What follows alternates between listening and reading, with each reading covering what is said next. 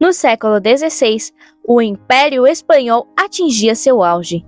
Nessa época, a Alemanha, a Áustria, a Espanha e as colônias espanholas da América se unificavam sob Carlos V, neto dos reis católicos. O seu império era tão grande que um provérbio da época dizia que o sol nunca se punha em seu reino. Mas, ao mesmo tempo em que o império de Carlos V crescia, a Europa inteira tremeu sob uma espantosa bomba teológica. Começando em 1517, a Revolução Protestante abalou a todos. Seu líder, o ex-frei Martinho Lutero, revoltado contra Roma, iniciara uma nova religião, um novo tipo de cristianismo, no qual a fé era o bastante para guiar o homem a Deus, tornando a igreja desnecessária para a salvação. Rapidamente, muitos se uniram ao revolucionário, incluindo vários príncipes alemães, que viam ali uma oportunidade de se libertar do imperador e da igreja. Em pouco tempo, outros reformadores surgiram ao redor da Europa, destacando-se entre eles João Calvino. Tanto Lutero quanto Calvino pretendiam que o seu cristianismo fosse o verdadeiro, pregado por Cristo e espalhado pelos apóstolos. Mas como explicar que por 15 séculos essa verdadeira fé tivesse sido praticamente desconhecida? Bom, os reformadores logo arranjaram um meio de contornar essa dificuldade. E esse meio era extraordinariamente simples. Bastava recontar a história.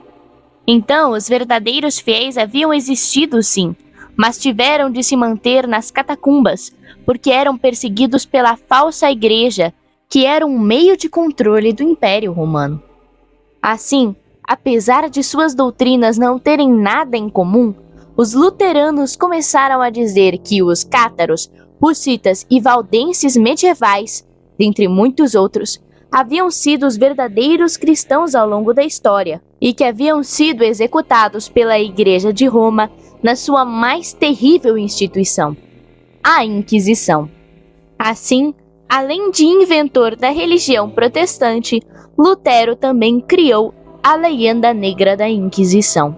Após a iniciativa de seu líder, e sabendo que não tinham condições militares de derrotar o Império Espanhol de Carlos e posteriormente de seu filho Felipe II, os protestantes começaram a lutar um novo tipo de guerra, usando uma nova arma que havia sido inventada há poucos anos: a imprensa. Utilizando essa nova arma, conduziram a provável primeira campanha de propaganda da história, e com ela, o mito da Inquisição Espanhola começou a se espalhar pela primeira vez.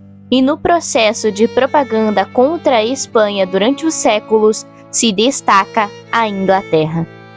Em certas nações católicas, a inimizade com a Espanha foi decisiva, principalmente na atual Itália, que na época tinha uma parte do seu território dominado pela coroa espanhola, e na qual os mitos se agravaram ainda mais com a constante hesitação do Papa a respeito da Inquisição Espanhola em particular. Assim, o país que era o mais desenvolvido do planeta foi se tornando, nas mentes e nas letras, uma nação bárbara, violenta, atrasada e perigosa. E, obviamente, a sua Inquisição foi se tornando terrível também. Com o passar dos anos, essa leyenda negra, como chamavam os espanhóis, foi se tornando a visão geral de todos. E a Inquisição, o seu maior símbolo, visto que era o alvo perfeito, unindo a Igreja Católica e o Estado. Mesmo assim, a Inquisição Espanhola nunca seria tão popular como é hoje, não fosse a ação de um novo grupo, já no século XVIII, os Iluministas. Se os anteriores inimigos da Espanha haviam exagerado e deteriorado os relatos da Inquisição, os Iluministas não se envergonharam de inventar descaradamente. Entre eles se destaca Voltaire, um dos principais responsáveis por criar a visão fantasiosa de inquisidores encapuzados em uma sala escura. E claro, da mesa enorme repleta de instrumentos de tortura ao lado. Podemos ver essa influência do filósofo francês, por exemplo, em Candide, um dos seus livros. Voltaire apenas intensificou seu ódio quando um manual de inquisidor falso foi publicado.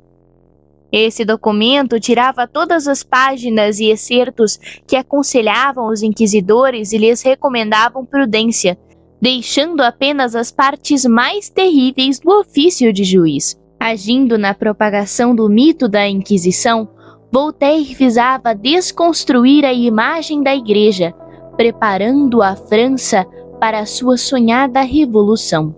A partir dos iluministas, o mito da Inquisição apenas se endossou. Seja em peças de teatro, óperas ou contos, a Inquisição era retratada como o máximo da tirania, da maldade e do fanatismo religioso. O tempo transformou o mito em um símbolo, que por sua vez chegou a contaminar até mesmo historiadores. Apenas a partir da década de 70 começou-se a ter uma visão mais esclarecida e menos enviesada entre os historiadores sobre a Inquisição espanhola.